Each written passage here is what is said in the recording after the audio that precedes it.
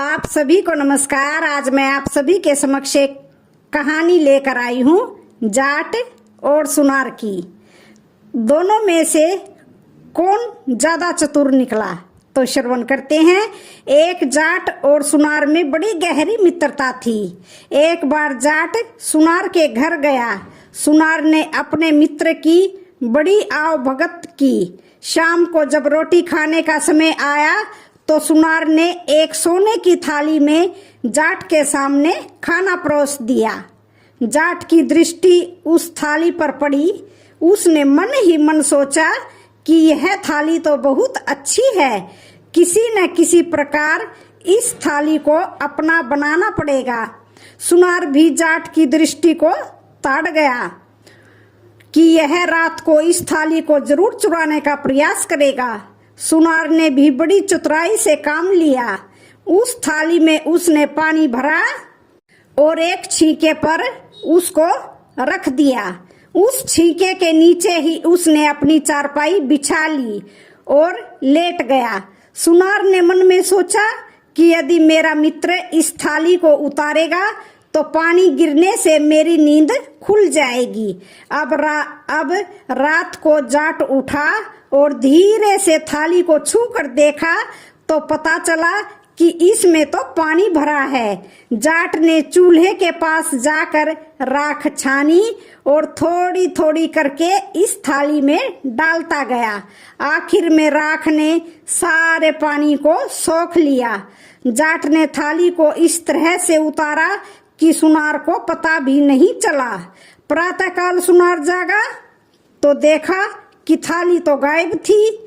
जाट ने वह थाली रात को ही गांव के बाहर पानी के गड्ढे में छुपा दी थी और इस दौरान उसके पैरों पर पानी और गिल्ली मिट्टी का निशान बन गया था। अब हुआ ये कि सोते वक्त जाट का एक पैर चादर से बाहर निकला रह गया। सुनार ने पैर पर पानी का निशान बना देख लिया। वह समझ गया कि थाली को किसी पानी के गड्ढे में गाड़ दिया गया है। उसने सूत के धागे से पानी और पैर का निशान नाप लिया और उसी गहराई तक गड्ढे में घुसकर पानी में टटोला तो उसे थाली मिल गई। सवेरे जाट भी जागा। उसने सुनार से कहा, भाई अब मैं जा रहा हूँ। सुनार ने कहा, भाई कम से कम एक दिन तो और रह जाओ, ऐसी भी क्या जल्दी है, कल चले जाना।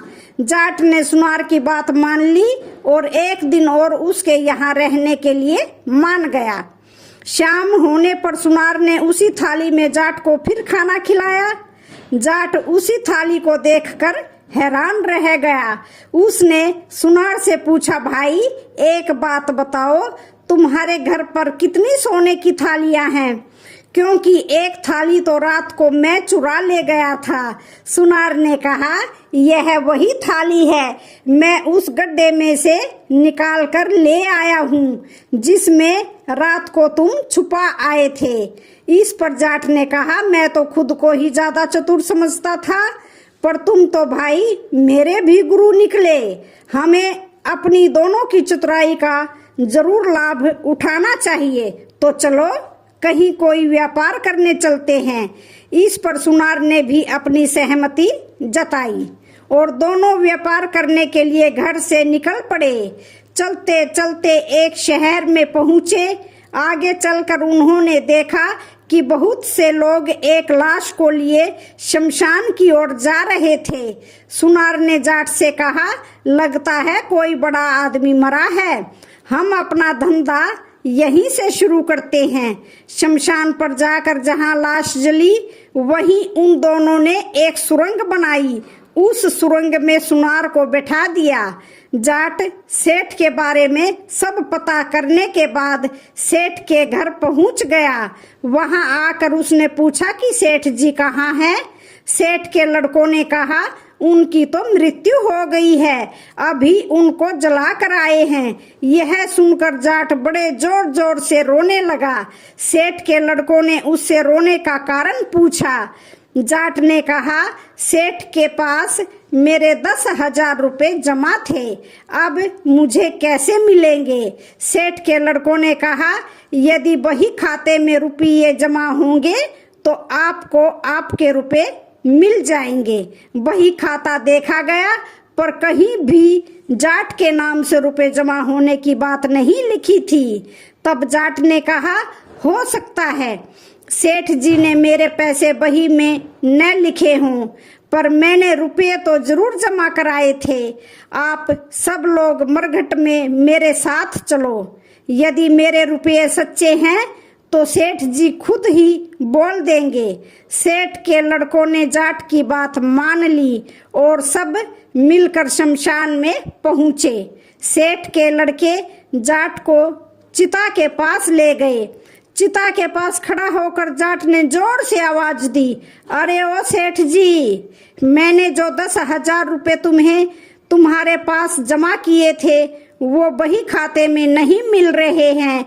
अगर मैं सच बोल रहा हूँ तो हाँ बोल दो, नहीं तो ना बोल दो। चिता के पास सुरंग में बैठे सुनार ने आवाज लगाई, बच्चों, इस आदमी के पैसे मेरे पास जमा थे, इसका एक एक पैसा चुका देना, नहीं तो मुझे नरक में जाना पड़ेगा। सेठ के लड़कों ने इसे अपने पिता की आवाज समझा और घर आकर जाट को 10,000 रुपए दे दिए। रुपये पाकर जाट ने सोचा कि सुनार को मरने दो, सब रुपए अपने ही घर ले चलूं। इधर सुनार ने भी सोच लिया कि इतने सारे रुपये लेकर वह मेरे पास तो बिल्कुल भी नहीं आएगा। अब तो कोई और ही उपाय सोच लेना चाहिए। सुनार ने बहुत ही अच्छे और कीमती जूते खरीदे। जूतों को लेकर वह उसी रास्ते पर गया जो जाट के गांव को जाता था। सुनार ने रास्ते में एक जगह पर उस जोड़ी में से केवल एक जूता गिरा दिया। दूसरा जूता आगे चलकर कोई 100-200 गज की दूरी पर गिरा दिया और खुद छिपकर एक जगह पर बैठ गया। जाट रुपयों की गठरी लेकर आया। उसने रास्ते में पड़ा एक जूता देखा। जूता उसको बहुत पसंद आया, पर एक जूते का वह क्या करता, छोड़कर आगे चला गया। आगे जाकर दूसरा जूता भी उसे रास्ते में पड़ा हुआ मिला। जाट ने सोचा, यह जूता तो उसी जूते के साथ का है। यह सोचकर उसने रुपयों की गठरी तो वहीं रख दी और उस पहले जूते को लेने के लिए चला गया। इधर वह जूता लेने गया, उधर रुपयों की गठरी को उठाकर सुनार अपने घर आ गया। सुनार ने अपनी स्त्री को सारी बात कह सुनाई और उसे समझा दिया कि यदि वह जाट आए तो उसे मेरे बारे में कुछ भी मत बताना। मैं एक कुएं में जाकर छिप जाता हूँ, तुम कुछ दिन तक मेरा खाना वहीं पहुंचा दिया करना।